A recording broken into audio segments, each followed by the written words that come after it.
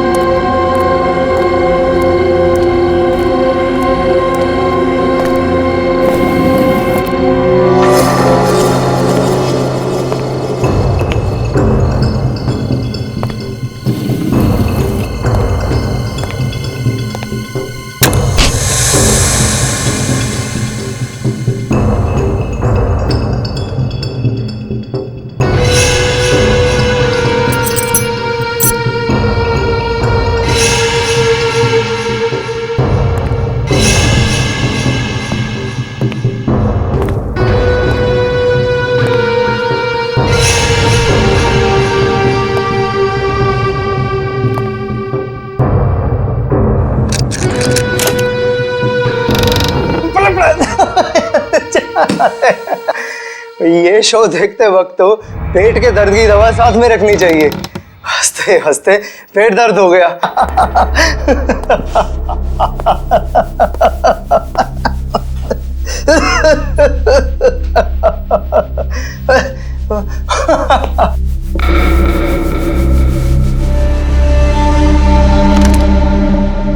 कौन है ये? प्रमोद, कौन है ये? बहुत खुशकिस्मत हो तुम। मौत से कुछ पल पहले इतनी हंसी और इतनी खुशी हर किसी को नसीब नहीं होती। कौन हो तुम? अंदर कैसे आए? मौत को अंदर आने के लिए किसी न्योते की जरूरत नहीं पड़ती है।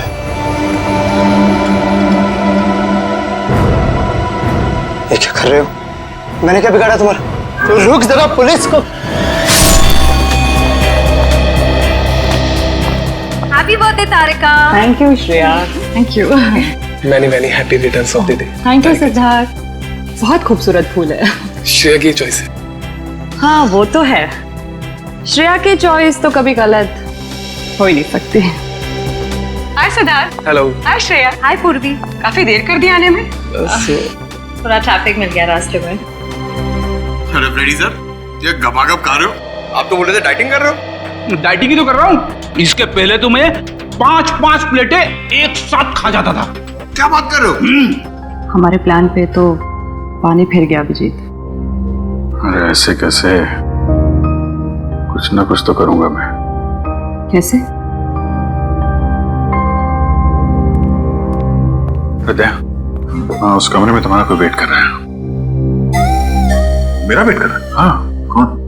तुम जाओ तो सही। अरे जाओ।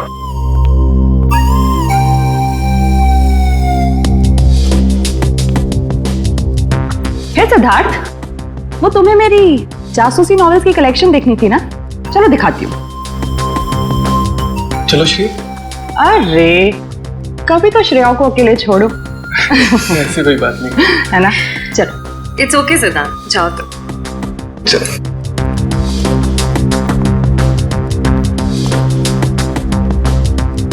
अरे श्रेया तुम यहाँ, वहाँ कमरे में कोई तुम्हारा वेट कर रहा है। कौन? अरे जाओ देखो तो सही। अरे सर,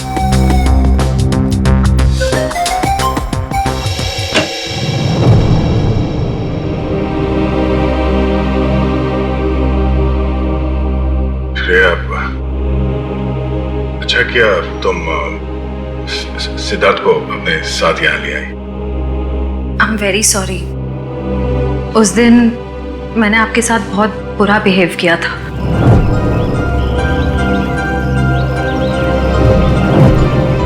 छोड़ो ना, मैं भूल गया हूं, तुम भी भूल जाओ। काश भूल पाना इतना आसान होता।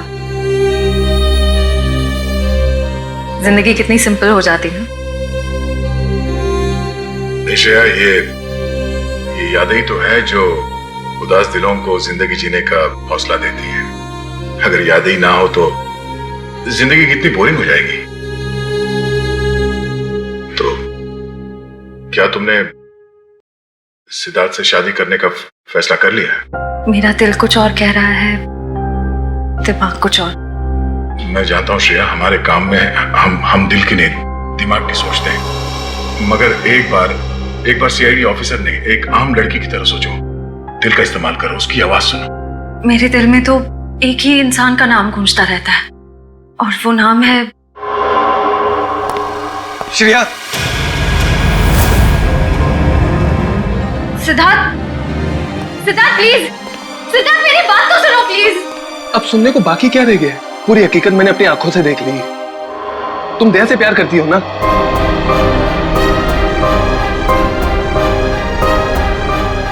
सिद्धार्थ, मैं इस बारे में तुमसे बात करने वाली थी। क्यों नहीं? सिद्धार्थ, काम इतना होता है, मौका ही नहीं मिला मुझे। मौका नहीं मिला? I just can't believe I heard that. Siddharth please मेरी बात तो सुनो। ये इतना आसान नहीं हो के। अपने आपको मेरी जगह रखकर तो सोचो, फिर पता चलेगा मैं किस अग्नि परीक्षा से गुजर रही हूँ।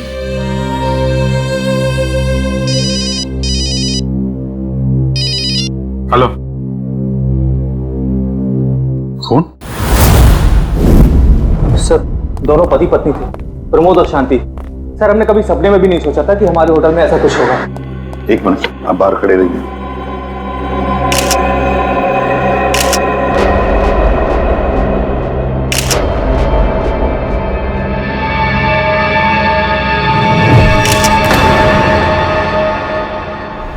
माय गॉड, दोनों की लाशें ऐसी इस अवस्था में। सर, इतने सारे केस सॉल्व किए, लेकिन इस तरह का केस कभी नहीं देखा। सर, लगता है ये दोनों खूनी से विनती कर रहे थे कि वो इन्हें छोड़ दे, मगर खूनी ने जरा भी दया नहीं दिखाई। नहीं फ्रेडी, लगता है खूनी ने पहले इन दोनों को मारा और फिर यहाँ लाकर बिठा दिया, हाथ पैर बांध दिए। जिस तरह से इन दोनों को बिठाया कुर्सी में, लगता है खूनी हमसे कुछ कहना चाहता है।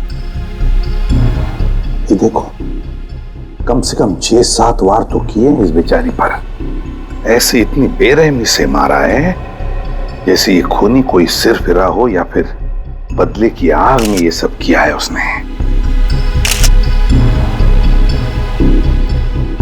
My God. सर, इस प्रमोद की पीठ पे भी वार किया गया है।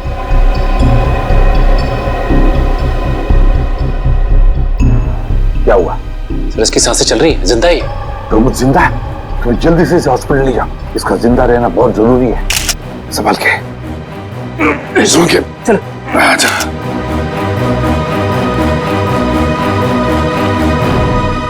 एक बात बताओ, ये खूनी अंदर आया कैसे? किसी ने देखा कैसे? नहीं सर, ये सब रात में हुआ सर, और रात के वक्त इसकी ड्यूटी रहती है सर, इससे पूछिए आप। कैसे हुआ ये सब? सर, कुछ देर के लिए मेरी आंख लग गई थी रिसेप्शन डेस्क के ऊपर। तुम्हें शर्म नहीं आती ये कहते हुए कि तुम्हारी आंख लगी थी ड्यूटी पर? Sorry sir. एक बात बताओ, ये दोनों प्रमोद और शांति कब से रह रहे तुम्हारी होटल में? सर, पिछले 6 दिनों से रह रहे थे, और आगे भी 1 महीने रहने का प्लान था सर। क्यों, कुछ बताया इन्होंने? सर, प्रमोद जी की नई नौकरी लगी थी, नासिक से इस शहर में नए आए थे, उन्हें अपना घर नहीं मिला, इसीलिए होटल में रह रहे थे सर। ठीक है, जाओ। पंच, प्रमोद और शांति, इन दोनों की पूरी जानकारी चाहिए मुझे।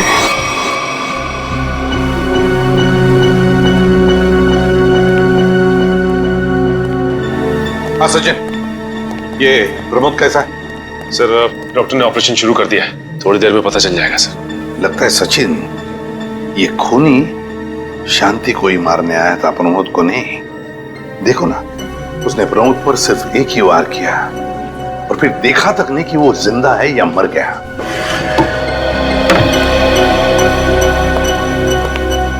डॉक्टर साहब, कैसा है प्रमोद? हमने प्रमोद को बचा तो लिया है, मगर मगर क्या? वो कोमा में चले गए हैं। कोमा में? लेकिन डॉक्टर साहब, प्रमोद को होश तो आ जाएगा ना? हम तो अपनी तरफ से पूरी कोशिश करेंगे, मगर कुछ कहा नहीं जा सकता। Thank you. कुछ भी हो, प्रमोद होश में आना ही चाहिए। खूनी को सिर्फ प्रमोद ने ही देखा है। डॉक्टर साहब, शांति की लाश से कुछ पता चला? दया, मौत की वजह तो तुम लोगों को क्राइम स्पॉट पे ही पता चल गई होगी। पेट पर चाकू के इतने सारे घाव हैं, उसी की वजह से मौत हो गई बेचारे की। हाँ, वो तो हमें पता चल गया था। उसके अलावा कुछ और? हाँ, एक खास बात।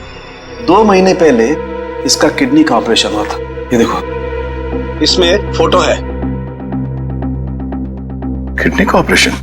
वंश, पता करो शहर के किस हॉस्पिटल में शांति के किडनी का ऑपरेशन हुआ था। जैसे? और सर, वो क्राइम सीन पे जो खून मिला था वो शांति और प्रमोद का ही है।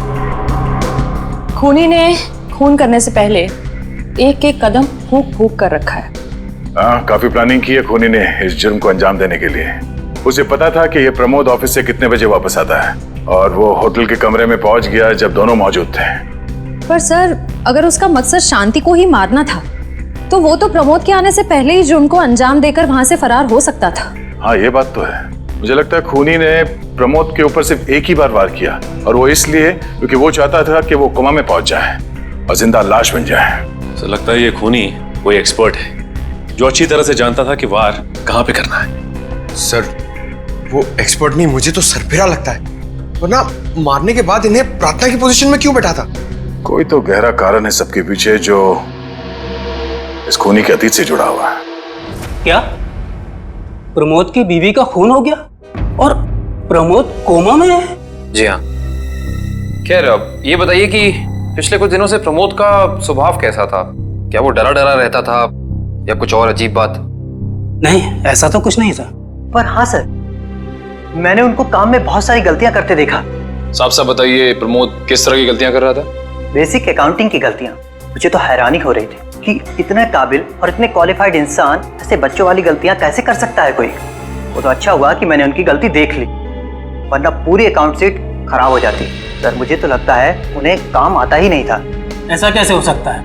वो जिस कंपनी से आए थे वो तो बहुत बड़ी कंपनी थी, और कोई भी बड़ी कंपनी किसी ऐसे आदमी को अपने यहाँ नौकरी पर क्यों रखेगी जिसे उसका काम ही नहीं आता हो। अब तो इस प्रमोद की सारी कुंडली निकालनी पड़ेगी। तो पति पत्नी प्रमोद और शांति एक नंबर के धोखेबाज थे। इनके सारे सर्टिफिकेट्स और डॉक्यूमेंट्स नकली हैं। स्कूल और कॉलेज हर जगह के। ऐसी क्या वजह हो सकती है जिस वजह से 420 करके ये उस फाइनेंस कंपनी में काम कर रहा था? ये उस प्रमोद को वहाँ काम करके क्या फायदा हो सकता है? इस सवाल का जवाब तो उसी वजह से जुड़ा है निखिल, जिसकी वजह से इस प्रमोद की हत्या की गई। पर वजह जो भी हो, उस वजह का पता तो सीआईडी निकाल ही लेगी। लेकिन सर, हो सकता है इन दोनों का नाम भी नकली हो सकता है। ऐसा भी हो सकता है कि ये दोनों असली प्रमोद और शांति हो ही ना, बल्कि कोई बहरूपिये हों जिन्होंने उन दोनों की जगह ले ली हो सकता है। एक सेकंड। हेलो, हाँ बोल रहा हूँ। हाँ, कौन सा hospital? Okay, thank you so much. क्या हुआ निखिल? हमारा अंदाजा सही निकला। 2 महीने पहले पुणे की मोती हॉस्पिटल में इस प्रमोद की पत्नी का एक ऑपरेशन हुआ था। वहाँ प्रमोद की पत्नी का नाम शांति नहीं बल्कि विनीता लिखा हुआ है। विनीता? मोती हॉस्पिटल, पुणे।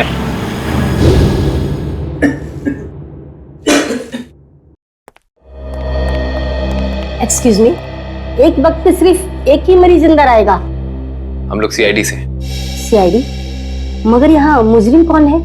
इसी की तलाश है हमें। एक्चुअली आपके हॉस्पिटल में 2 महीने पहले एक ऑपरेशन हुआ था, उसी के बारे में कुछ जानकारी चाहिए हमें। किसका ऑपरेशन?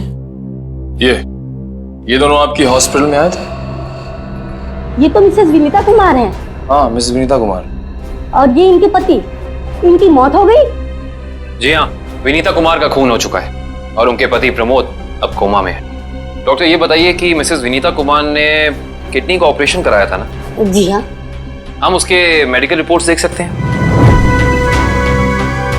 यहाँ पे तो पति का नाम त्रिलोक कुमार लिखा है।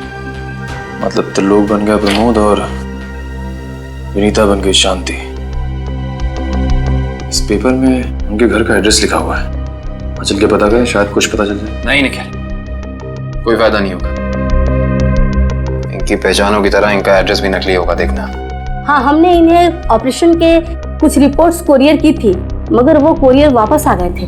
डॉक्टर, ये बताइए कि इन्होंने ऑपरेशन का पेमेंट कैश में की थी या चेक से या किसी कार्ड से? इंश्योरेंस के जरिए। इंश्योरेंस? उस इंश्योरेंस कंपनी के कोई कागजात, कोई डॉक्यूमेंट्स हैं आपके पास? हाँ, इसी फाइल में होंगे। गुड।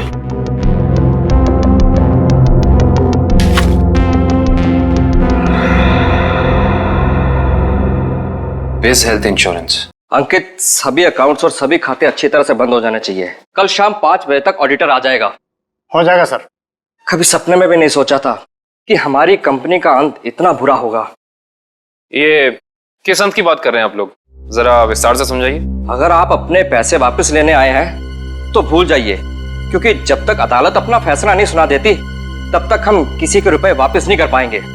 पैसे वापस लेने नहीं, इंसाफ करने आए हैं हम लोग। सीआईडी से हैं। ओह, तो हमारी शिकायत सीआईडी वालों तक भी पहुंच गई है। शिकायत?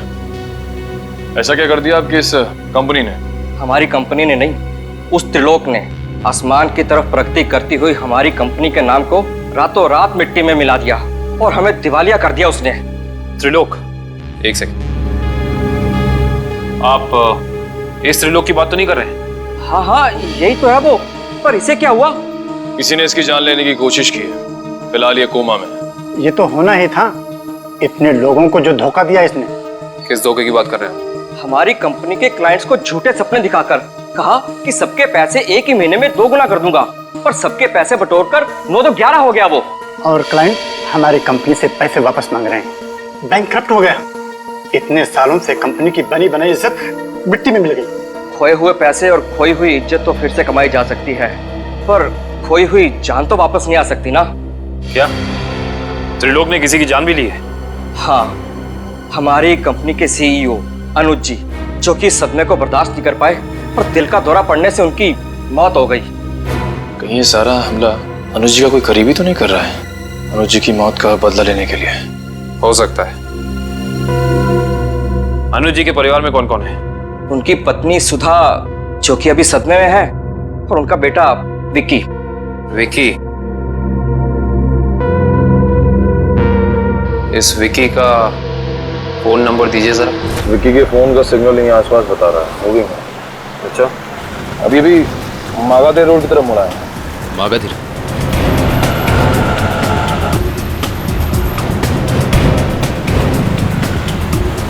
देखो सिग्नल में कुछ पता चला?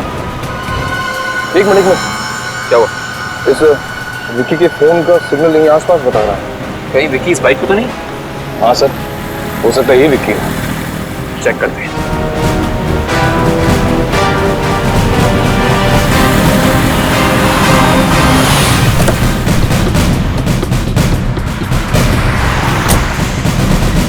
सुनो भाई साहब, तुम ही विक्की हो? हाँ, और ये क्या बदतमीजी है? तुम लोग मेरा नाम कैसे जानते हो? तुम्हारा नाम और तुम्हारे सारे कारनामों के बारे में जानते हैं हम। सीआईडी। सीआईडी? इस शहर में क्या कर रहा है? हाँ? कुछ काम था, और तुम लोग मेरा पीछा क्यों कर रहे हो? बकवास बंद कर। दो खून करके भाग रहा हो, कह रहा है सीआईडी पीछा क्यों कर रही है? मैंने कोई खून नहीं किया है। अच्छा, त्रिलोक और विनीता का खून नहीं किया तुमने? त्रिलोक और विनीता मर चुके हैं? ड्रामा बनकर अपना, पूरा इतिहास है तेरा हमारे पास। उन दोनों ने तुमसे तुम्हारे पिता को छीना, उसका बदला लेने के लिए तुम यहाँ आए हो उनके पीछे। हाँ, मैं बदला लेने जरूर आया था, पर मैंने उनका खून नहीं किया। देख, सच बोल दे समझा, नहीं अपनी शक्ल नहीं पहचान पाएगा। मैं सच कह रहा हूँ। मैंने किसी तरह उनके बारे में पता किया। मैं उनके होटल भी गया था, मगर जैसे मैं उनके कमरे की तरफ जा रहा था, मैंने उनके कमरे में एक आदमी को जाते हुए देखा। कौन सा आदमी था वो? उसके चेहरे को ठीक से देख नहीं पाया मैं। तुम्हें जो भी याद है, जितना भी याद है, साफ साफ बताओ। कद लगभग 6 फीट, ओवरकोट पहना हुआ था उसने, और उसके बाल लंबे थे यहाँ तक। और उसने एलिगेटर शूज पहने हुए थे। Alligator shoes? हेलो, एक और खून? लाश ऐसे अजीब ढंग से क्यों बैठा है? कमाल है सर, पिछले वाले केस में खूनी ने उन दोनों को होटल में चाकू मारकर प्रार्थना वाली पोजीशन में बैठाया था, और इसे गोली मार के इस तरह से। लगता है दोनों का खूनी एक ही है। अगर ये सीरियल किलर होता तो इसे भी चाकू से मारता सर, क्योंकि विनीता को उसने चाकू से मारा था, इसे तो गोली मारी। हाँ, मगर लाशों को ऐसे एक ही ढंग से बिठाना क्या दो अलग अलग खूनी करेंगे? मुझे लगता है दोनों का खूनी एक ही है, और जिस वक्त इस्तिकवांशु का खून हुआ, लगता है खाना खाने ही वाला था।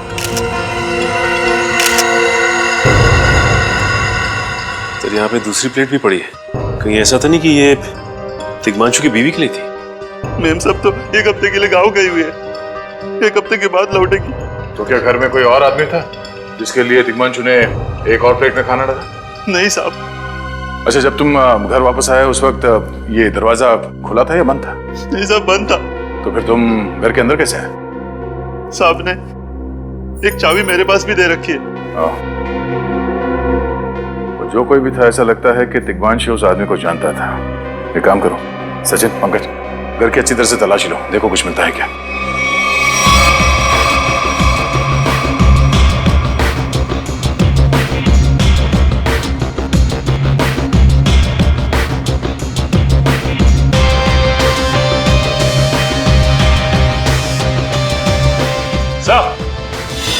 हाँ सचिन,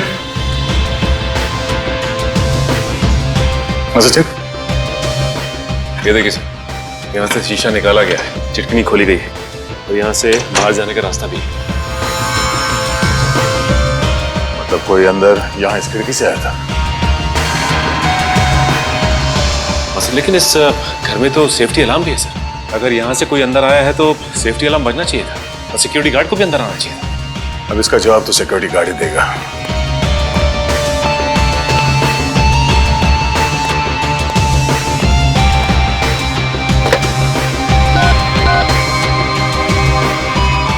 हेलो सिक्योरिटी, अच्छा आज दोपहर को तिग्मांशु जी के घर से अलार्म बजा था? बजा था, तो फिर आप चेक करने के लिए उनके घर पे क्यों नहीं आए? ओ ऐसी, पिछले हफ्ते भी? ठीक है, थैंक यू। क्या बोला सर ये सिक्योरिटी वाला? सिक्योरिटी का कहना है कि अलार्म बजा था और उन लोगों ने घर में फोन भी किया, तो तिग्मांशु जी ने कहा कि गलती से अलार्म बज गया, इसलिए वो लोग ऊपर नहीं आए। सर हो सकता है तिग्मांशु ने मजबूरी में कहा हो, खूनी ने उसके सर पे गन तान दी हो। कुछ कह नहीं सकते, बात करते वक्त अगर थोड़ी सी भी टेंशन हो आवाज में तो ये सिक्योरिटी वाले तुरंत भाप लेते हैं। दरअसल पिछले हफ्ते भी तिग्मांशु के घर से अलार्म बजा था और जब सिक्योरिटी वालों ने फोन किया था तो तिग्मांशु ने यही कहा था कि गलती से बच गया। सर ये खूनी काफी चालाक लगता है, खेल खेल रहा है। देखते हैं, जरा देखो इस घर में कुछ और मिलता है क्या। खूनी ने कोई ना कोई सुराग जरूर छोड़ा होगा, चेक करो। सर एक मिनट सर।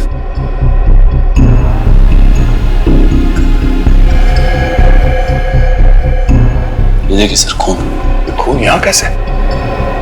कहीं खूनी का तो नहीं है खून? ये तो डॉक्टर सालों के ही बताएंगे। वो खून किसका है ये अभी पता चल जाएगा, तारिक आती होगी रिपोर्ट लेकर के। डॉक्टर साहब इस तिग्मांशु के बारे में कुछ और पता चला? हाँ। वो कैसे? इसे गोली मारने से पहले बेहोश किया गया था। क्या? इसे बेहोश किया था? इसके खून में मुझे एक खास किस्म की दवाई के अंश मिले जो अक्सर इंसान को बेहोश करने के लिए दी जाती है, और वो दवाई इसे इंजेक्शन के जरिए दी गई थी। ये देखो। सर बहुत ही अजीब बात है, अगर खूनी इसे मारना चाहता था तो सीधा गोली मारकर इसका काम तमाम कर सकता था, फिर ये जहर की दवाई क्यों दी होगी? और सर एक और बात पता चली, तिग्मांशु जिस हालात में हमें मरा हुआ मिला था वो एंशिएंट कल्चर के हिसाब से प्रार्थना करने की पोजीशन, खाना खाने से पहले। तो फिर तो शांति और तिग्मांशु दोनों का खूनी एक ही आदमी है। एक खूनी के लिए ये हत्याएं जुर्म नहीं, एक जश्न है। इसीलिए उसने टेबल पे ये प्लेटें सजाई, उसमें खाना रखा, एक अपने लिए और एक तिग्मांशु के लिए। और सर तिग्मांशु को प्रार्थना की पोजीशन में बैठा के उसने गोली मार दी। सर मैंने कहा था ना, ये खूनी एकदम सरफिरा है सर। हाँ सर, लगता है ये खूनी अपने आप को बहुत शक्तिशाली महसूस करता है। जिस वक्त इन सबकी गर्दनें झुकी होती हैं उसके सामने, उसे आनंद आता है। नहीं सचिन, खूनी का मकसद लोगों को अपने सामने झुकाना नहीं, बल्कि अपने लिए प्रार्थना करवाना था। क्या मतलब? ये रही उस खून की रिपोर्ट। ये खून ना ही तिग्मांशु का है और ना ही उसके घर वालों का, ये खून उस खूनी का ही है। खूनी का? मगर वहां तो हाथापाई के कोई निशान नहीं मिले और उस जगह को देख के ऐसा लगा भी नहीं कि तिग्मांशु ने सेल्फ डिफेंस में खूनी के ऊपर हमला किया होगा। वो इसलिए दया क्योंकि ये खून खूनी ने अपने मुंह से थूका था। हमें इसके खून में से इसके सलाइवा के कुछ अंश भी मिले। उसकी तबीयत खराब है क्या? हाँ वो बीमार है, उसके खून में एथिमोलाइसिन नाम की दवाई का अंश मिले हैं और उसका कीमोथेरेपी हुआ था। इसका मतलब उसे कैंसर है, ब्रेन का कैंसर, लास्ट स्टेज का ब्रेन कैंसर। इसीलिए वो लोगों से अपने लिए प्रार्थना करवा रहा है ताकि उसकी ये बीमारी ठीक हो जाए। हमारे क्रिमिनल डेटाबेस में चेक करो, पता करो ये कोई पुराना पापी तो नहीं है। नहीं सर, उस खूनी का हमारे क्रिमिनल डेटाबेस में कोई रिकॉर्ड नहीं है। कोई इतिहास नहीं है? नहीं सर। सर दिग्मांशु की पूरी कुंडली निकाल के लाओ सर। प्रमोद की तरह इसकी पहचान भी नकली है। व्हाट? हाँ सर, ये देखिए, उसका असली नाम राकेश है और जिस तरह प्रमोद को 420 की आदत थी, ठीक उसी तरह राकेश भी भोली भाली लड़कियों को फंसाता था शादी के झांसे में। कई लड़कियों ने आत्महत्या की है इस दिग्मांशु और राकेश के चक्कर में। हाँ सर, शादी के बाद उनके पैसे लेके ये गायब हो जाता। सर इसका मतलब खूनी ने 2 ऐसे लोगों को मारा जो पहले से मुजरिम थे। शायद उसने सोचा होगा कि मरने से पहले कुछ अच्छे कर्म कर लूं। नहीं श्रेया, जरूर कोई रिश्ता रहा होगा उसका इन दोनों अपराधियों के साथ। पता करो इन दोनों अपराधियों का केस किस पुलिस स्टेशन में फाइल किया गया था? सर, ब्रेन कैंसर के जितने भी पेशेंट्स हैं शहर में, उन सबकी लिस्ट मिल गई है सर। कुल मिला के ऐसे 50 पेशेंट्स हैं, जिसमें से 10 पेशेंट्स ऐसे हैं जो कैंसर की लास्ट स्टेज पे हैं। उनमें से 4 औरतें हैं, बचे 6। हाँ सर, और इन 6 में से 4 ऐसे हैं जो 70 साल से ऊपर के बुजुर्ग हैं। अब बचे 2, ये उदय और भानु। तुम इन दोनों से मिले? हाँ सर, ये उदय 6 महीने से हॉस्पिटल में है। और भानु? भानु सर 1 महीने से हैदराबाद में। ये कैसे हो सकता है सचिन? अगर वो मुजरिम इसी शहर में है तो कहीं उसका इलाज चल रहा होगा ना कहीं से वो दवाई खरीदता होगा। मांझी सर, इस शहर में जितने भी केमिस्ट है जहाँ पे ब्रेन कैंसर की दवाइयाँ बेची जाती है, उन सब की लिस्ट चाहिए मुझे। सब पता चल गया। त्रिलोक और राकेश दोनों के खिलाफ एक ही थाने में केसेस दर्ज किए गए थे, जगतपुरी थाने। इस केस का पूरा इतिहास जगतपुरी थाने से ही पता चलेगा। Excuse me. यस। आपकी दुकान पे ब्रेन कैंसर की दवाइयाँ बेची जाती हैं? जी हाँ, हमारी दुकान उन चुनिंदा दुकानों में से है जहाँ ये दवाई आपको मिलेगी। वैसे ये दवाइयाँ बहुत कम लोग खरीदते होंगे नहीं? जी बहुत महंगी है एक्चुअली। अच्छा, जो लोग ये दवाइयाँ खरीदते हैं उनकी लिस्ट मिल सकती है हमें?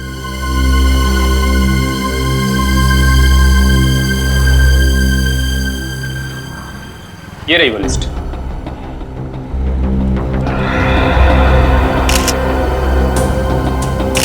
तपन, उदय और नितिन, ये तीनों लोग तो उस मरीज की लिस्ट में थे। अच्छा, आपको पूरा यकीन है कि इनके अलावा और कोई नहीं आता ये दवाई लेने के लिए? जी नहीं, लेकिन हो सकता है कोई गैर कानूनी तरीके से ये दवाई खरीद रहा हो। ये दवाइयाँ काफ़ी महंगी है ना, आम आदमी इसका खर्चा नहीं उठा सकता। अच्छा, आप किसी ऐसे आदमी को जानते हैं जो ये गैर कानूनी काम करता है? एक आदमी है, आंद्रे नाम है उसका। प्यार से लोग उसे एंडी कहते हैं। ये जो ज्वाला रोड पे पब्लिक पार्क है ना, अक्सर वहीं मिलता है। कांस्टेबल सुनील। ऐसा? आप सीआईडी से ही हैं ना? हाँ, हमारी बात शायद आप ही से हुई थी। साहब बताइए, कांस्टेबल सुनील आपके लिए क्या कर सकता है? सुनील जी, हाल फिलहाल में इस रिकॉर्ड रूम में कोई चोरी वगैरह हुई थी क्या? चोरी नहीं तो सर, अब यहाँ वाला कोई चोरी कैसे करेगा? सुनील, फिर आप एक हेल्प कर सकते हैं हमारी। हमें 2 मुजरिमों की फाइल चाहिए। एक का नाम है त्रिलोक कुमार और दूसरे का राकेश भिवेन। 1 मिनट सर, क्या नाम बोले? राकेश? राकेश भिवेन।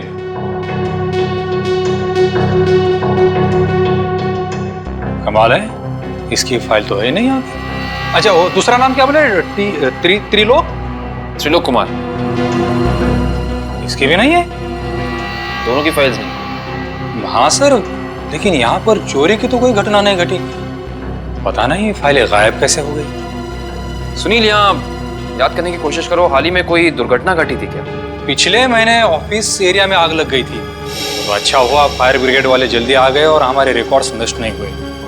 जरूर ये आग भी जानबूझकर लगाई गई थी। आग लगने की वजह क्या थी? वो बताया गया कि मेन स्विच बोर्ड के अंदर शॉर्ट सर्किट हुआ था। कोई इलेक्ट्रिशियन भी आया था काम करने के लिए। जरूर वहीं छेड़छाड़ की गई है। उस इलेक्ट्रिशियन का कोई आता, कोई पता, कोई कांटेक्ट है? दूसरे कांस्टेबल के पास था, लेकिन वो तो रिटायर होकर गांव चले गए। हाँ, कोई बात नहीं। सुनील, एक काम करिए, आप चेक करके बताइए कि और किन किन मुजरिमों की फाइल्स यहाँ से गायब हुई हैं। Okay sir. पता तो चले आखिर अगला शिकार है कौन इस अनोखे खूनी का। ये ले पैसे। अरे ये दवाइयाँ तो असली है ना। अरे अंकल जी, ये जो शक की बीमारी है ना, कैंसर से भी ज्यादा खतरनाक है। अगर आपको यकीन नहीं है कि ये दवाई असली है या नहीं, तो खुद जाकर दुकान से क्यों नहीं खरीद लेते? अरे तुम तो बुरा मान गए, मैं तो बस ऐसे ही पूछ रहा था, मेरा मतलब वो नहीं। जानते हो, इस तरह से दवाइयाँ बेचना और खरीदना दोनों गैर कानूनी है। बाकी तुम्हारा कोई फायदा नहीं है। मैंने सुना था कि सीआईडी बड़े बड़े केस हैंडल करता है। मैं तो छोटा मोटा चोर हूँ, जाने दो ना साहब। हाँ मिस्टर छोटे चोर, ये बताओ कि तुम्हारे पास से ये दवाइयाँ खरीदने के लिए कोई ऐसा आदमी आता था जो 6 फीट लंबा था और लंबे लंबे बाल थे उसके, और वो एलिगेटर वाले शूज पहनता था? हाँ, वही जो आगे से नुकीला होता है। हाँ, आया था चिराग। आप लोग चिराग को ढूंढ रहे हो? हाँ। कहाँ मिलेगा ये चिराग? चिराग? लगता है चिराग घर पर नहीं है। कमरे अच्छी तरह से चेक करो, देखो कुछ मिलता है क्या। पंकज, कंप्यूटर चेक करो।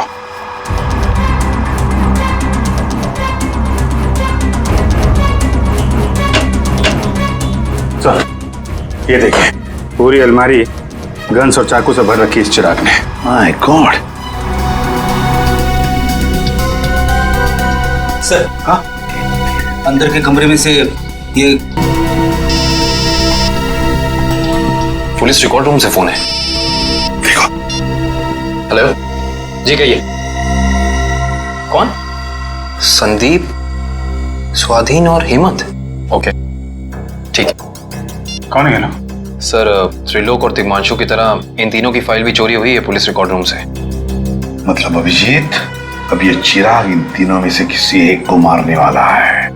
सर एक सेकंड, ये देखिए सर, इस कंप्यूटर की फाइल में इन तीनों की फाइल है। सर ये तीनों भाई हैं और बदमाश भी हैं, और इन्होंने 3 खून किए हुए हैं सर। सर यहाँ पे 2 एड्रेस है, एक चीकूवाड़ी और एक चारको। चारको पर चिकूवाड़ी। एक काम करते हैं अभिजीत, हम दोनों चिकूवाड़ी चलते हैं और तुम लोग तीनों भी चारको चले जाओ। Yes sir. हाँ सर। चलो अभिजीत।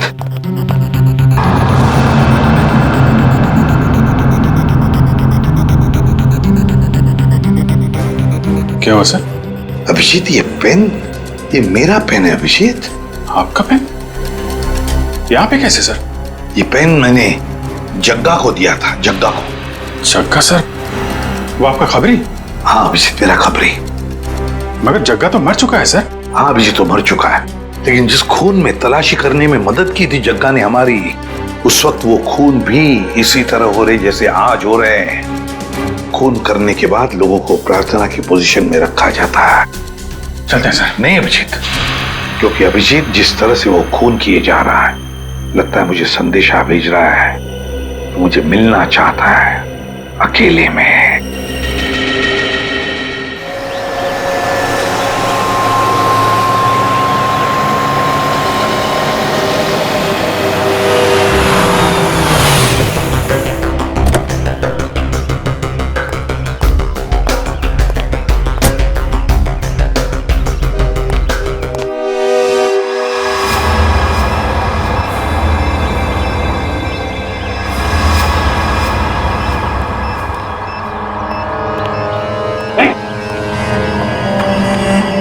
प्लीज हमें बचा लीजिए, ये सिर्फ हमें मार डालेगा।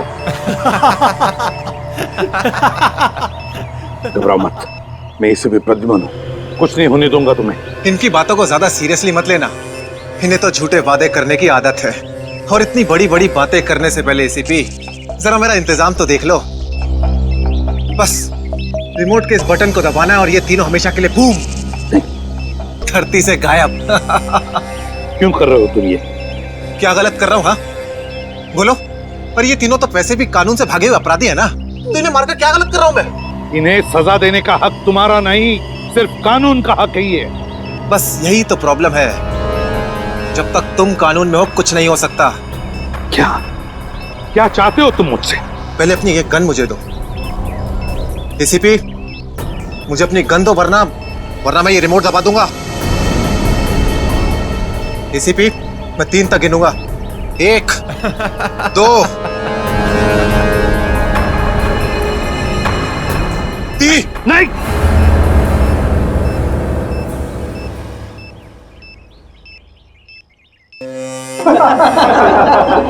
बहुत अच्छे जी, बहुत अच्छे। तो तुम जानना चाहते थे ना कि मैं तुमसे नफरत क्यों करता हूँ? हाँ। जग्गा खबरी का नाम ध्यान है? याद है मुझे। मैं उन्हीं का बेटा हूँ। पता चल चुका था मुझे। एसीपी, तुमने मेरे पिताजी से वादा किया था ना कि तुम उनका बाल भी बाका नहीं होने दोगे। फिर क्यों नहीं बचा सके उन्हें? बोलो। देखो चिराग, तुम्हारे पिताजी की मौत का बोझ आज भी मेरे दिल पर है। बंद करो ये तुम्हारा नाटक। उस वक्त कहाँ थे तुम जब मेरे पिताजी की मौत के बाद मैं और मेरी माँ दर दर की ठोकरें खा रही थी? खाने के पैसे तक नहीं थे हमारे पास। तो तुम मेरे पास चले आते, मैं कुछ मदद कर सकता था तुम्हारी। क्या कर लेते तुम? हाँ, सिवाय झूठे वादों के। तुम्हें पता है एसीपी, मुझे कैंसर है, आखिरी स्टेज। और ये इसीलिए क्योंकि मेरी माँ के पास पैसे नहीं थे मेरे इलाज के लिए। मैं तुम्हारा दुख समझ सकता हूँ चिराग, तुम्हारी तकलीफ समझ सकता हूँ, मगर इन तीनों ने क्या बिगाड़ा है तुम्हारा? तुम इन तीनों की जान बचाना चाहते हो? हाँ। तो तुम्हें अपनी बलि देनी होगी। क्या मतलब? मतलब तुम इस बिल्डिंग से छलांग लगानी होगी ताकि फिर कोई जग्गा खबरी सीआईडी का शिकार ना बने।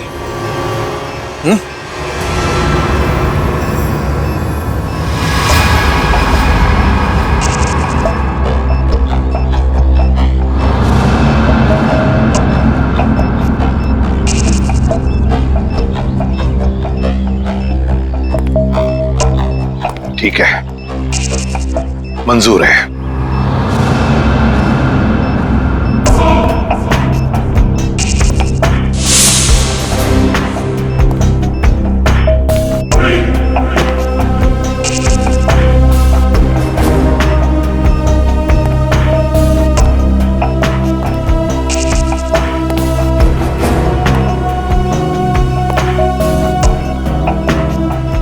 चढ़ो एसीपी, चढ़ो।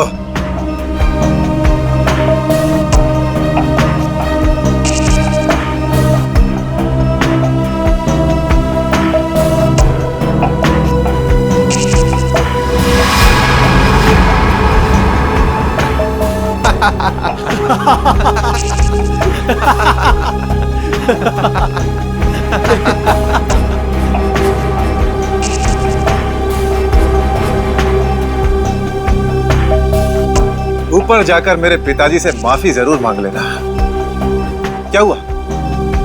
मौत को इतना नजदीक देखने से पांव कांपने लगे? एसीपी आज तक अपनी मौत को अपनी हथेली पर लेकर ही चला है, समझे? मौत से कभी डरा नहीं है वो। इतनी बड़ी बड़ी बातें, अब बातों का वक्त नहीं है, अब एक्शन का वक्त है। कूदो एसीपी, छलांग लगाओ और अपनी ये बेहतरीन जिंदगी को अलविदा कह दो। चलो। एक मिनट, मैं जरूर कूदूंगा, लेकिन तुम पर कैसे विश्वास कर सकता हूं कि मेरे कूदने के बाद तुम इन तीनों को छोड़ दोगे? तुम्हारे पास और कोई चारा भी नहीं है। कूदो एसीपी, वरना मैं इस रिमोट का बटन दबा दूंगा।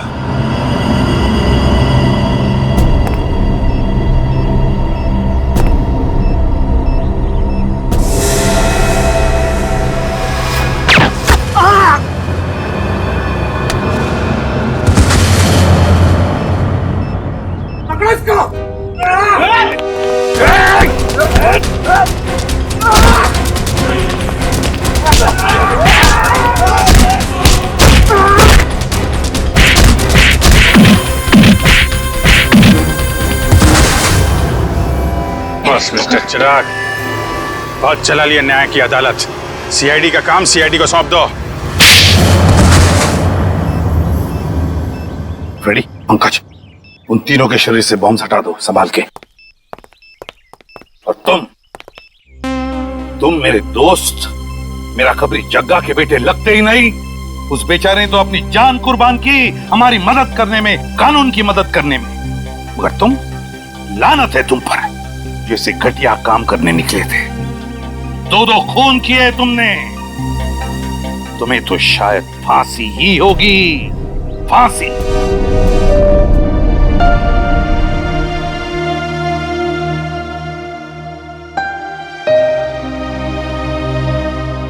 बड़े बुजुर्ग कह गए कि अगर कोई चिंता सताए तो उस चिंता को अपने कलेजे के अंदर अंगार बनने नहीं देना चाहिए। कलेजा चल जाता है। मुझे कोई चिंता नहीं सता रही है। In fact I think I am the luckiest girl in the world right now. CID में सब मेरे काम से खुश हैं। मेरे पास तुम दोनों जैसे दोस्त हैं। मेरी शादी होने वाली है। एक लड़की को और क्या चाहिए होता है? शायद प्यार। प्यार भी तो है ना मेरे पास। मम्मी पापा का प्यार, दोस्तों का प्यार और सिद्धार्थ का प्यार। जुबान की बात दिल से मेल नहीं खा रही है श्रेया। मतलब ये कि दिल की बात जुबान पे लाने का वक्त आ गया है श्रेया। वो श्रेया कहाँ गई? हाँ, जो अपने सारे डिसीजंस खुद लेती थी, जिसे पता था कि उसको अपनी जिंदगी में क्या चाहिए। हाँ श्रेया, अब वक्त आ गया है। तुम्हें किसी एक को चुनना ही होगा। और अगर तुमने एक स्ट्रॉन्ग डिसीजन नहीं लिया ना, तो उसका असर तुम्हारी जिंदगी पर नहीं, बाकी 2 जिंदगियों पर भी पड़ेगा। मैं क्या डिसीजन लूं? किसे चुनूं? उस इंसान को जिसे मैं बहुत प्यार करती हूं, पर उन्होंने कभी अपने प्यार का इजहार नहीं किया, या शायद वो मुझसे प्यार करते ही नहीं, या फिर उस इंसान को जो मुझसे बहुत प्यार करता है, मुझे पलकों पर बैठा कर रखता है। मगर यहाँ पे इम्पोर्टेंट सवाल ये है कि तुम किससे प्यार करती हो? नहीं तारिका, यहाँ ये बात इम्पोर्टेंट है कि अब मैं पीछे नहीं हट सकती। मेरे किसी भी डिसीजन से ना सिर्फ सिद्धार्थ को, बल्कि उसकी और मेरी फैमिली को बहुत दुख होगा। बच्चों जैसी बातें मत करो श्रेया। हर माँ बाप चाहते हैं कि उनके बच्चे को जिंदगी की हर खुशी मिले। तुम सिद्धार्थ के साथ खुश नहीं रह पाई तो क्या अंकल आंटी खुश रह पाएंगे? और अगर तुम खुश नहीं रही तो क्या सिद्धार्थ खुश रह पाएगा? तुम्हारा एक कदम श्रेया बहुत सारी जिंदगियों को अफेक्ट करेगा। तुम बस दिल से काम लो। देखो, दिल हमेशा सही रास्ता दिखाता है। ठीक है, अब से मैं अपने दिल की बात सुनूंगी। अगर मैं किसी भी कदम पर कमजोर पड़ जाऊं तो तुम दोनों को मुझे सही रास्ता दिखाना होगा। हाँ, लेकिन एक शर्त पे। कैसी शर्त? तुझे आइसक्रीम खिलानी पड़ेगी। Of course.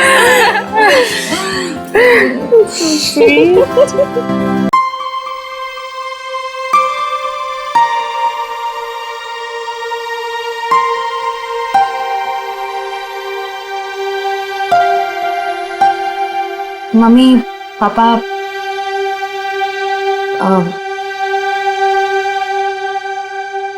मुझे आप दोनों से कुछ बात करनी है।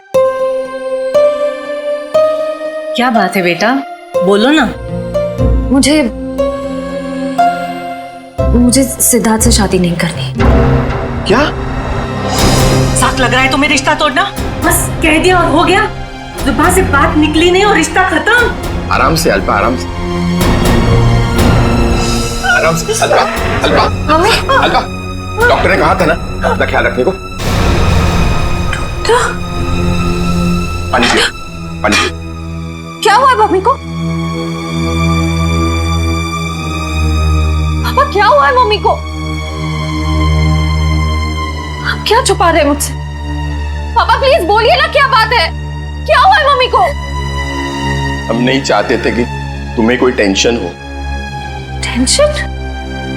बेटा, तुम्हारी मम्मी दिल की मरीज है और डॉक्टर ने कहा है कि इनके दिमाग पर किसी भी बात का जोर नहीं पड़ना चाहिए। हम दोनों ने इतनी बड़ी बात छुपाई मुझसे।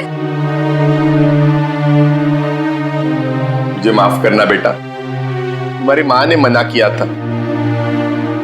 मम्मी, मम्मी छोड़ो मुझे। तुम्हें शादी नहीं करनी है ना, मत करो। Mummy, mummy I am sorry. मैं तो मजाक कर रही थी मम्मी। पता नहीं सुबह सुबह मैंने क्या सोचा। It was a stupid job for me. मैं शादी करूंगी, मैं सिद्धार्थ से शादी कर लूंगी मम्मी। आई एम सॉरी, मैं सिद्धार्थ से शादी कर लूंगी।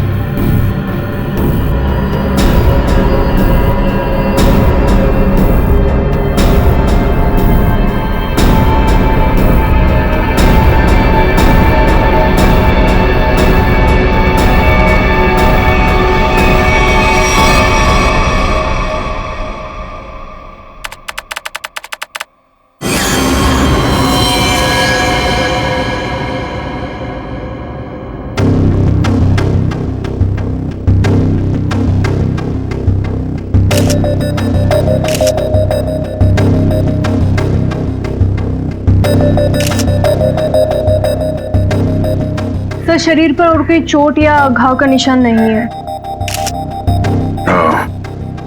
लगता है इसका मुंह इस तकिए से दबाकर मारा है इसे। हाँ सर, चेहरा पूरा लाल पड़ गया है।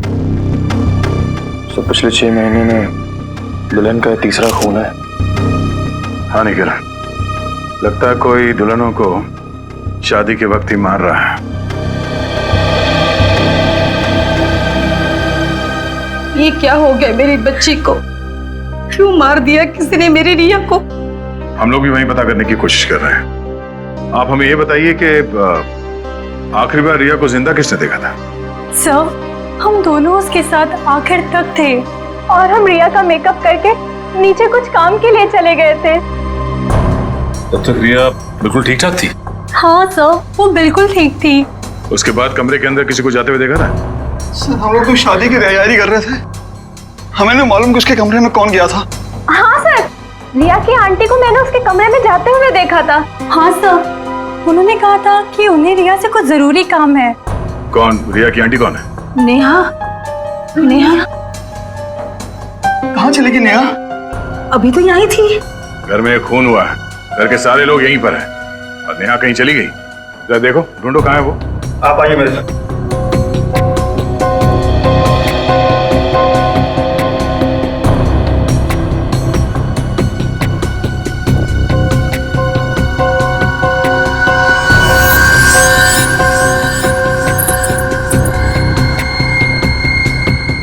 कान की बारी।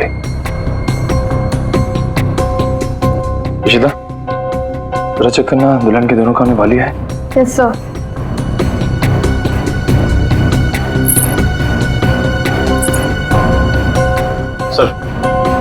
सर ये कान की बाली मिली है। कोई रिया की तो नहीं? नहीं सर, रिया की नहीं है। ये नेहा की है। कहाँ मिली है? सर नेहा जी तो बाहर नहीं है। सर, यहाँ पे इस कारपेट के नीचे। इस कारपेट के नीचे?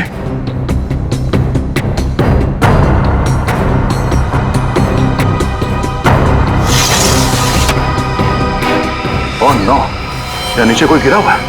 करण, एम्बुलेंस फोन कर जल्दी।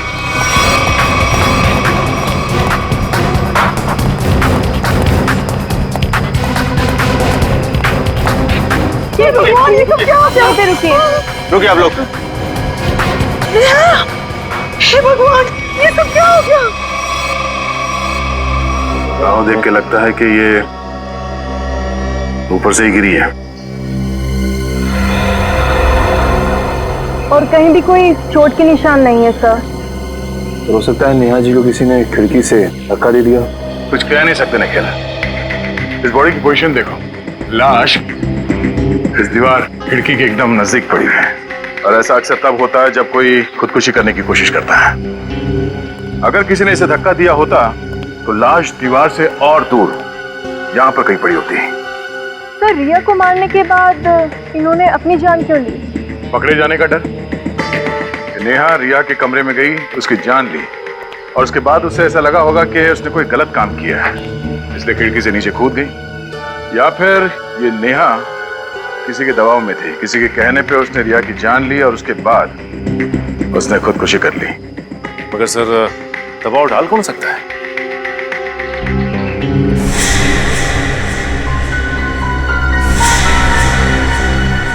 शादी के वीडियोस और फोटोग्राफ्स ले लो, शायद उनसे कुछ पता चल जाए।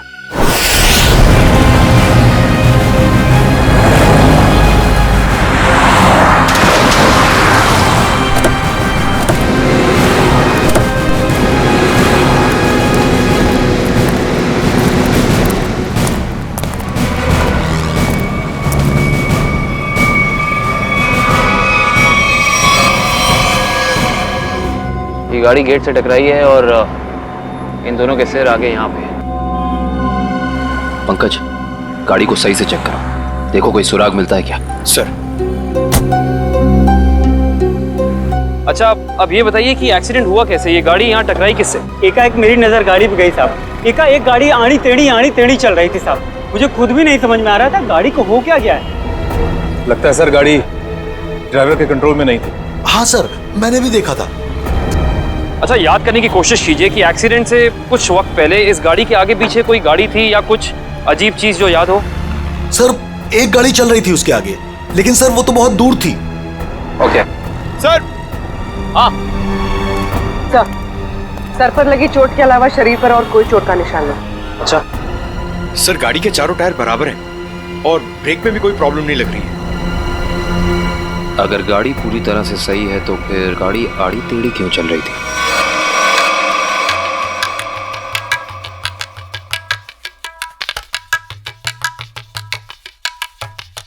निखिल, पॉज करो, रिवाइंड करो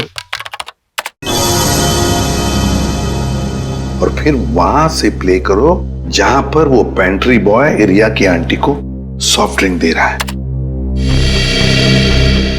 ये पेंट्री बॉय ये इतनी देर तक क्या कर रहा है रिया की आंटी के पास? सर, ये तो नैपकिन की तरफ देख के कुछ पढ़ने की कोशिश कर रही है। इस पेंट्री बॉय का पता लगाना पड़ेगा। Pantry boy. लेकिन सर, इस पेंट्री बॉय की शक्ल तो दिखाई नहीं दे रही है। इस तक पहुंचेंगे कैसे? काम करो निखिल, पॉज करो और उस पेंट्री बॉय के हाथ पर जूम करो। है ना, उस पेंट्री बॉय के हाथ पर निशान है ना? है? पहुंच जाएंगे इसके पास।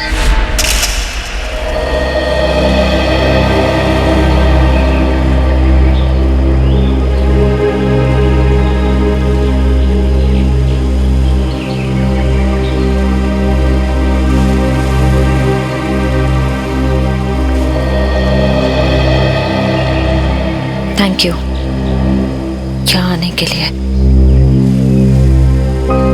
मुझे लगा था तुम अब भी मुझसे बहुत नाराज हो। सिद्धार्थ, पिछले कुछ दिनों में जो कुछ भी हुआ उसके लिए I am very sorry. I am sorry too. मैंने भी कुछ ज्यादा ही ओवर रिएक्ट कर दिया था उस दिन। नहीं, तुम सही थे, मैं गलत थी। एक बार सीआईडी ऑफिसर ने एक आम लड़की की तरह सोचो, दिल का इस्तेमाल करो, उसकी आवाज सुनो। मेरे दिल में तो एक ही इंसान का नाम गूंजता रहता है। श्रेया, मैं तुमसे कुछ पूछ सकता हूँ अगर तुम बुरा ना मानो तो? पूछो। दया और तुम्हारे बीच में कुछ है क्या?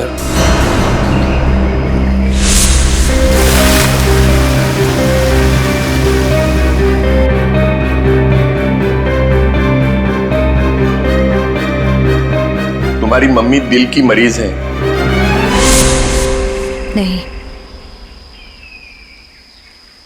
मेरे और दया सर के बीच कुछ भी नहीं है। वो मेरे सीनियर हैं, बस। लेकिन अब से मेरी जिंदगी में हमारा ये रिश्ता सबसे इम्पोर्टेंट है। मगर ये रिश्ता मेरे लिए हमेशा इम्पोर्टेंट था, इम्पोर्टेंट है और इम्पोर्टेंट रहेगा। इसलिए मैंने कुछ सोचा है इस रिश्ते को और मजबूत बनाने का। क्या? सगाई।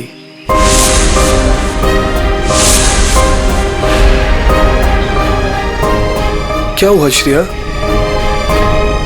तुम तैयार नहीं हो? कोई बात नहीं, तुम्हें जितना समय चाहिए तुम उतना समय ले सकती हो, लेकिन अपना डिसीजन मुझे जरूर बता देना।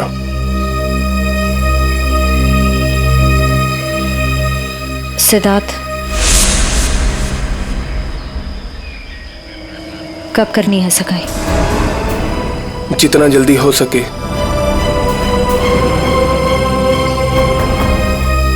डेट फिक्स करके मुझे बता देना।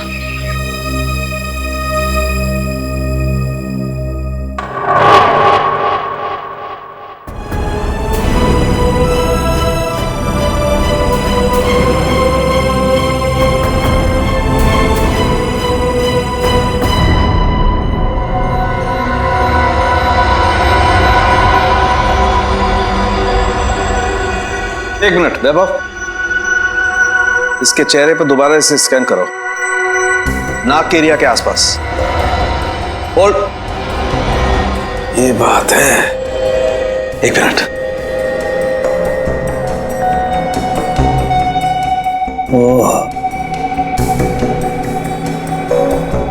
ये बात है। वैभव, एक काम करो, उस लड़की के चेहरे पर भी स्कैन करो, नाक के एरिया के आसपास। और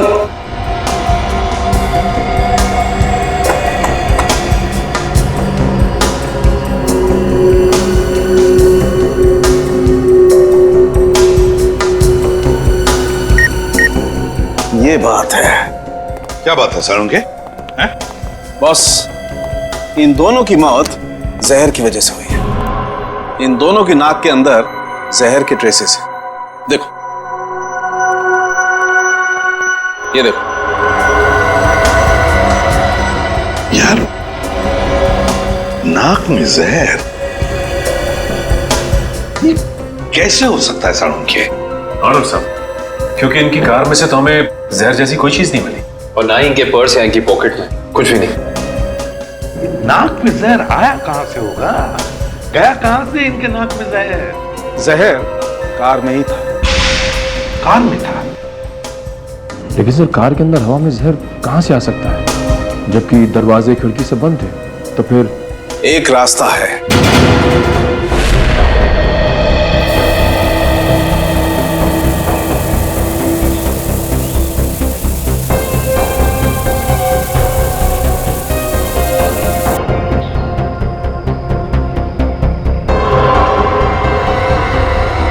ये रंग चेंज हो गया। जहर यहां था बॉस। कार के खिड़की दरवाजे बंद थे, वेंट से जहरीली हवा बाहर आई। इन लोगों ने सांस ली, सांस के जरिए जहर इनके फेफड़ों तक पहुंचा। दोनों का दम घुटने लगा और इसी वजह से हस्बैंड कार को संभाल नहीं पाया और एक्सीडेंट हो गया। सर, ये तो वाकई चौंका देने वाली बात है कि कोई कार के एसी में जहर लगाएगा। हाँ, मगर किसी ने तो लगाया है ना जहर। कार के एसी में किसी ने तो लगाया। जल्दी करो फौरन, और इस बार कोई गड़बड़ की ना तो तुम्हारी छुट्टी कर दूंगा, समझे? अरे सुनिए, इस गैराज का मालिक कौन है? जी कहिए। हमें आपसे थोड़ी पूछताछ करनी थी। पूछताछ? मुझसे? किस बारे में? और आप लोग? हम लोग सीआईडी से। सीआईडी? आपको घबराने की कोई जरूरत नहीं। आप याद करके हमें बताइए कि 2 दिन पहले विनी जी की गाड़ी यहाँ आई थी GHY 8769 सर्विसिंग के लिए। जी हाँ सर, गाड़ी तो आई थी। उनका ड्राइवर मुन्ना लेकर आया था। शुरू से उनकी गाड़ी हम ही सर्विस करते हैं। कितना टाइम लगा था सर्विसिंग में? यही करीब 2.5-3 घंटे लगे होंगे बस। गाड़ी में कुछ और भी खराबी थी? नहीं मैडम, और तो कुछ खराबी नहीं थी। अच्छा, गाड़ी की एसी की सर्विसिंग भी आप ही ने की थी? नहीं सर, एसी सर्विस नहीं किया था। इंटरेस्टिंग। आप ये बताइए कि गाड़ी कितने बजे आई और सर्विसिंग के बाद गैराज से कितने बजे निकली थी? सर यही करीब 12 बजे के आसपास आए थे और 3 बजे के आसपास सर्विस करवा के ले गए थे। 3 बजे? जी सर, मगर विनय के पिताजी ने तो कहा था कि वो 6 बजे घर पहुंच गए थे। पंकज, ये गैराज उनके घर से 4 किलोमीटर दूर होगा लगभग। तो कोई जैसे भी गाड़ी चलाए उसे 20 मिनट या आधे घंटे में घर पहुंच जाना चाहिए था, 3 साढ़े 3 बजे तक। हाँ सर, और इस रोड पे तो ट्रैफिक भी नहीं होता। तो मतलब ये सब मुन्ना का किया था? हो सकता है पूर्वी। हेलो, क्या? ठीक है सर, मुन्ना का पता चल गया।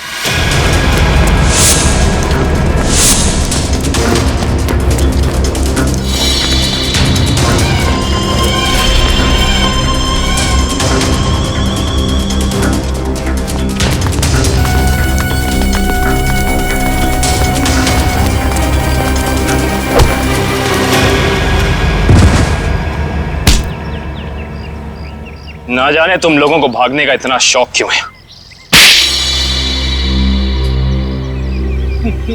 नहीं साहब, मुझे छोड़ दीजिए, मैंने कुछ नहीं किया है। तुमने क्या क्या किया है और क्या नहीं सब जानते हैं हम। अब साफ साफ बताओ, तुमने विनय की गाड़ी के एसी में वो जहर क्यों लगाया? सर वो मुझसे किसी ने जबरदस्ती ये काम करवाया था। कौन था वो? मैं उसे नहीं जानता हूँ, मैंने उसे पहले कभी नहीं देखा था। उसने मुझे कुछ पैसे दिए और एक छोटी सी बोतल देते हुए कहा कि इसे गाड़ी की एसी में लगा देना। बोतल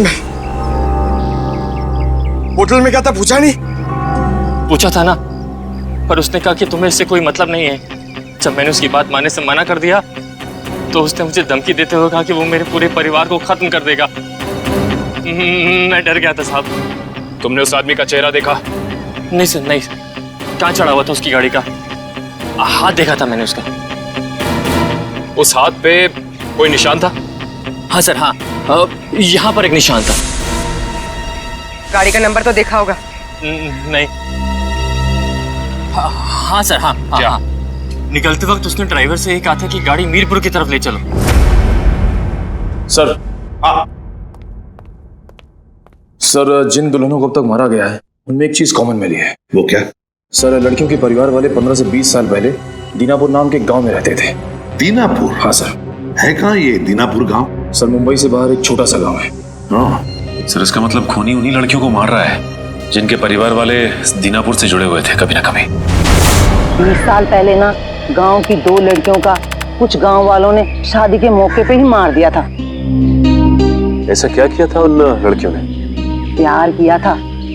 अरे उनके घर वाले तो शादी के लिए तैयार भी हो गए थे, पर कुछ गांव वालों को ये मंजूर नहीं था। उनका कहना था कि शादी से गांव का माहौल बिगड़ता है। अच्छा, कौन लोग थे जिन्होंने इन लड़कियों को मारा? गांव के 15-20 लोग थे, पर उन 2 लड़कियों को मारने वाले तो 4-5 लोग ही थे। उनके नाम थे, एक तो संग्राम, एक महात्म, एक विवेश, अवतार और एक गोवर्धन। ये लोग थे। सर, इनमें से तो 4 परिवार की बेटियों का खून हो चुका है आने के लिए। अच्छा, ये इन लड़कियों के परिवार वाले क्या अभी भी इस गांव में हैं? लड़कियों के माँ बाप तो इस सदमे से गुजर गए। लड़कियों का एक भाई था 7-8 साल का, चेतन। पता ही नहीं कहाँ चला गया वो। अब तक तो वो 27-28 साल का हो गया होगा। खून उसी ने तो नहीं किया। अजी, ये एक फोटो है जिसका चेहरा नहीं, लेकिन इसके हाथ पे ये कटे हुए का निशान है। ये तो चेतन ही हो सकता है।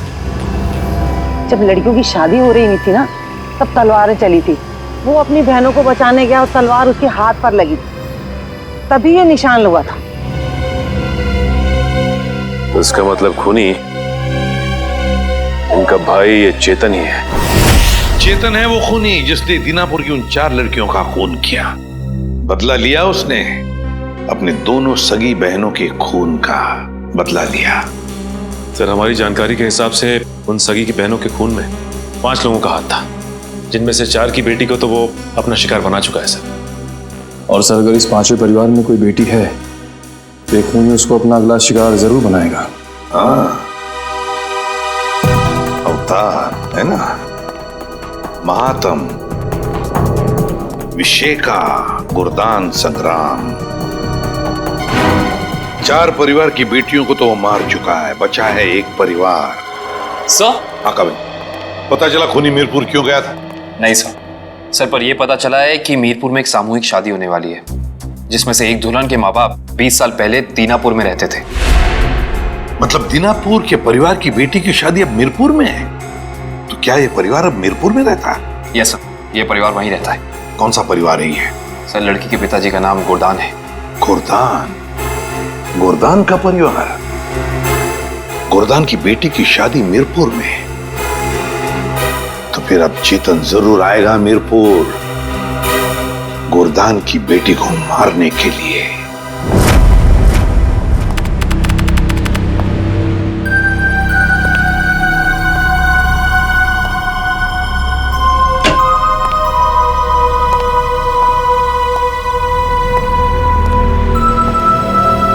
सब लोग अलर्ट रहना, हाथ पे नजर रखना, हाथ पे। उसके हाथ पे कुछ निशान है ना?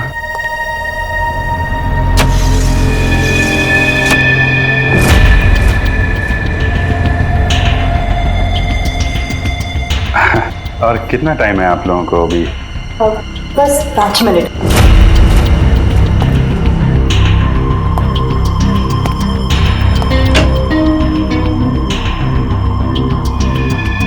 सब कुछ ठीक है?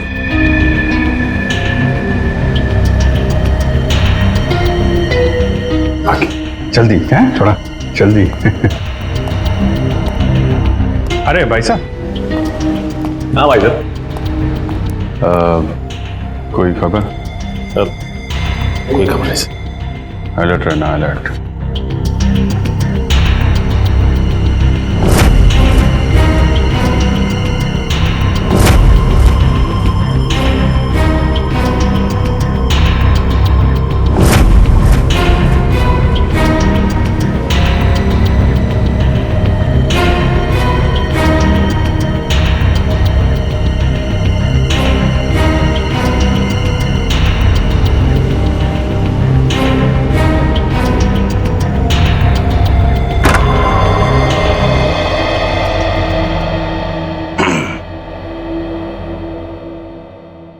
कैसी हो बेटी?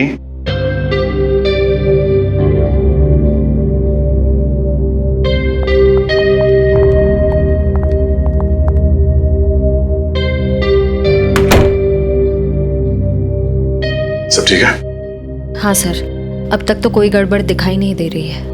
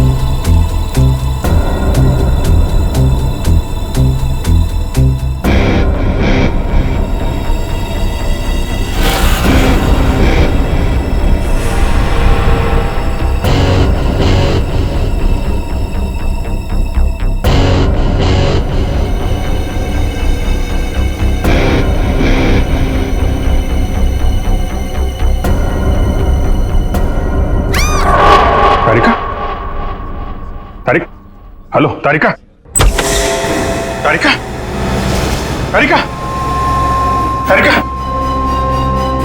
तारिका, तारिका,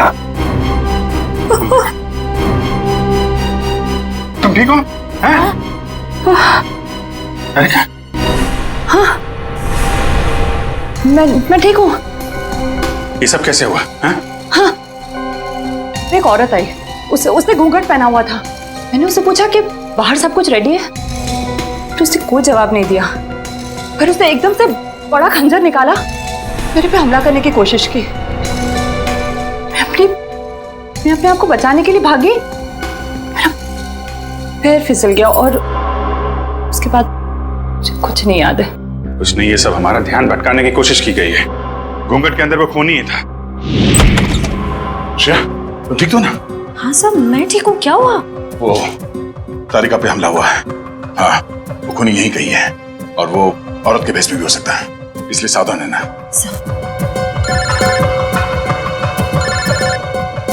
शिव साहब का फोन। हेलो। हाँ सर, हाँ सर, हम तैयार हैं। हाँ, उन तीनों लड़कियों की जगह पे हमने तारिका, पूर्वी और श्रेया को बिठा दिया सर। और वो खूनी भी यहाँ है सर। हाँ, हम उसे पकड़ लेंगे सर। हाँ सर, ठीक है, मैं आपको इन्फॉर्म करता रहूंगा। Okay sir. श्रेया, श्रेया, श्रेया कहाँ चली गई? श्रेया,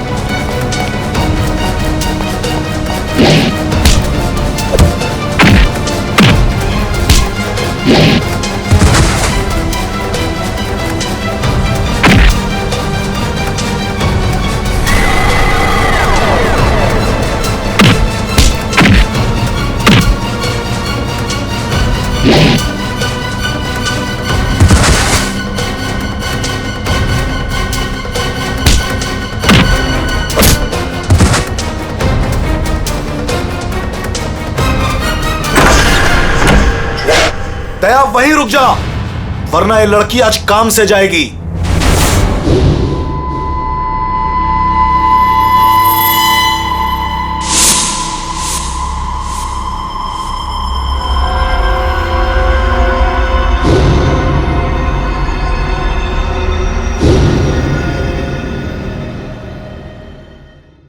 दुल्हन को बचाने आया ना तू?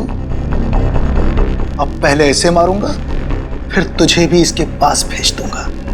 दुल्हन के साथ दहेज में एक और शहीद। तुम कुछ नहीं कर पाओगे, मैं इसे यहां से लेके जाऊंगा। तेरी आंखों के सामने मारूंगा इसे। वैसे तुम्हारा प्लान नाकाम हो चुका है। ये तेरा शिकार नहीं है, सीआईडी ऑफिसर है, समझा?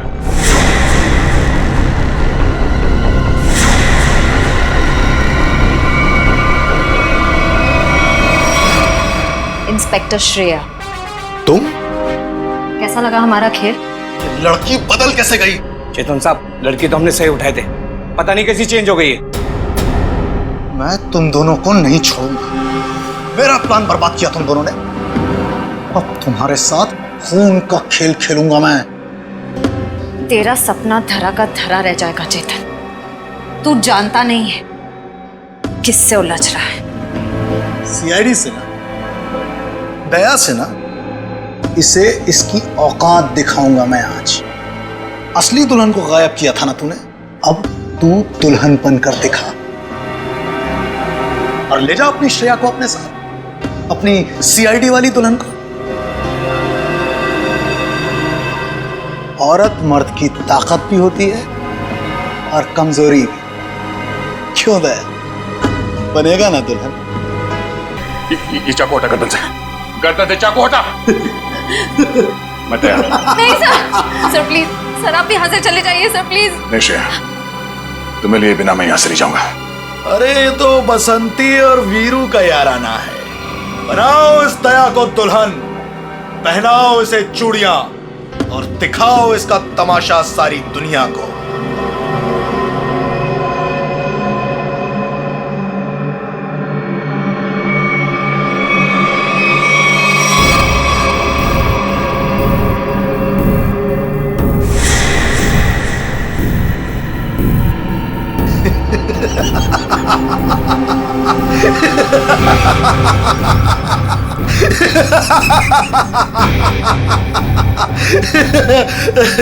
अरे दुल्हनिया, जरा अपना चेहरा तो दिखा।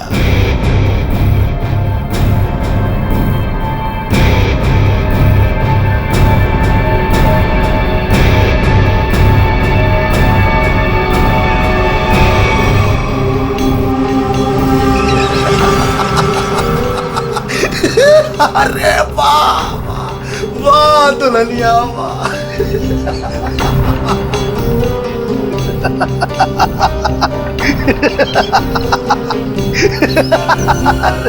वाह भाई वाह वाह वाह, क्या बात। ऐसी दुल्हन तो मैंने आज तक नहीं देखी, लेकिन आज पूरी दुनिया देखेगी तुझे। तेरे इस तमाशे का वीडियो घर घर में देखा जाएगा और तू शर्म से डूब कर मर जाएगा।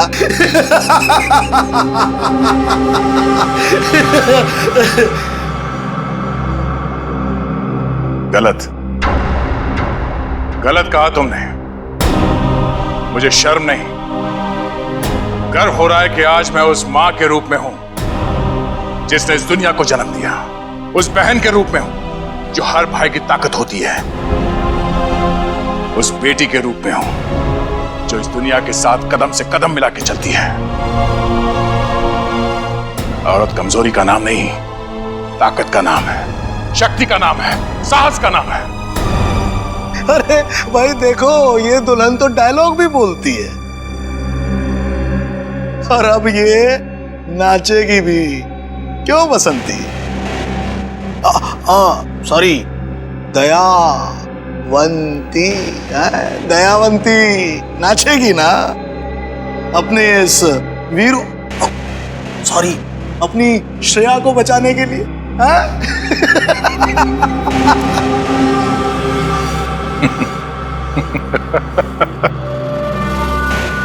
नाचेगा तो अब तू अपने इन साथियों के साथ मिलकर, क्योंकि बैंड बजाने के लिए सीआईडी वाले आ गए। जरा पीछे मुड़ के देख। सीआईडी? सीआईडी ऑफिसर आ गए। आग से खेलोगे, जल जाओगे।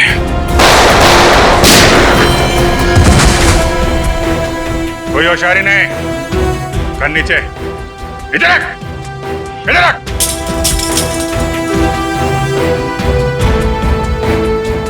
जी तो करता है सबको यहीं गोली मार दूं और केस खत्म, पर क्या करें, हमें ये सिखाया नहीं गया है। पकड़ो तेरी तो अभिजीत, कोई बीच में नहीं आएगा।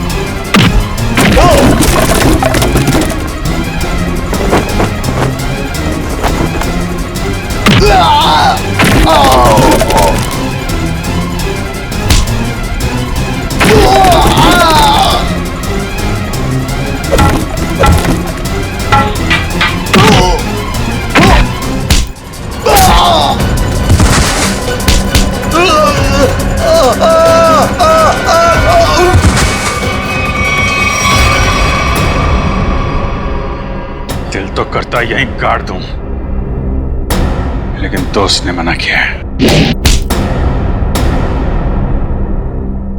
तुझे औरत की ताकत देखना है ना? हा? अब ये मेहंदी का हाथ तुझे हमेशा याद रहेगा। क्यों खेल रहा था मासूम दुल्हनों को मारने का घिनौना खेल? मैं उन 5 परिवारों की लड़कियों को मार रहा था जिनकी वजह से मेरी दोनों बहनें अपनी शादी के मंडप में मारी गई। उनकी टोली नहीं, अर्थी उठी थी, आरती उठी थी हमारे घर से। सबको मारा मैंने, बस ये आखिरी तुम लोगों की वजह से बच गई है। पाप का खड़ा भर गया था तुम्हारा। कानून की मदद लेने के बजाय खुद कानून हाथ में लिया।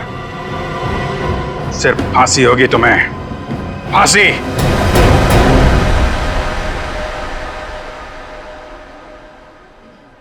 श्रेया ठीक तो है ना? नहीं, बिल्कुल ठीक है। जख्म ज्यादा गहरे तो नहीं?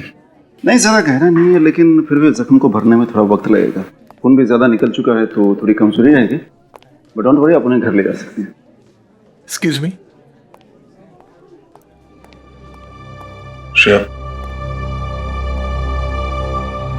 तबीयत तो ठीक है ना तुम्हारी? मैं ठीक हूँ सर। वो आई एम सॉरी, तुम्हारे इस हालत का जिम्मेदार मैं हूं। प्लीज ऐसा मत कहिए, आपकी कोई गलती नहीं थी सर। सर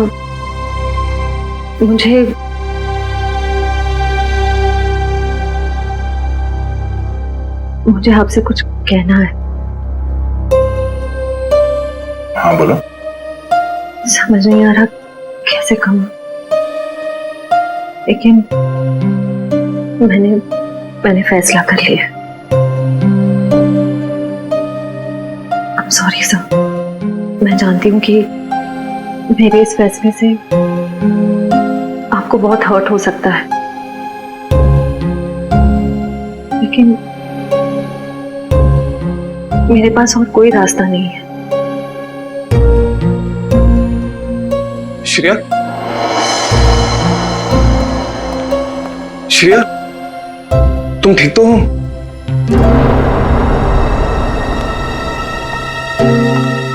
मैं ठीक हूँ सितार। मुझे अभी पता चला, मैं तो घबरा गया था। चलो मैं तुम्हें घर ड्रॉप कर देता हूँ।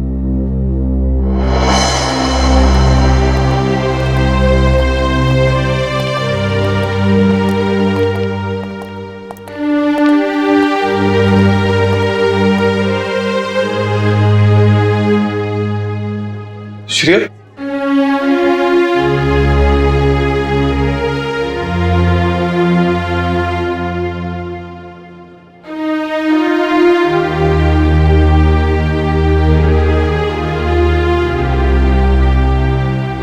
ये कहानी तो खत्म हो गई अभिजीत।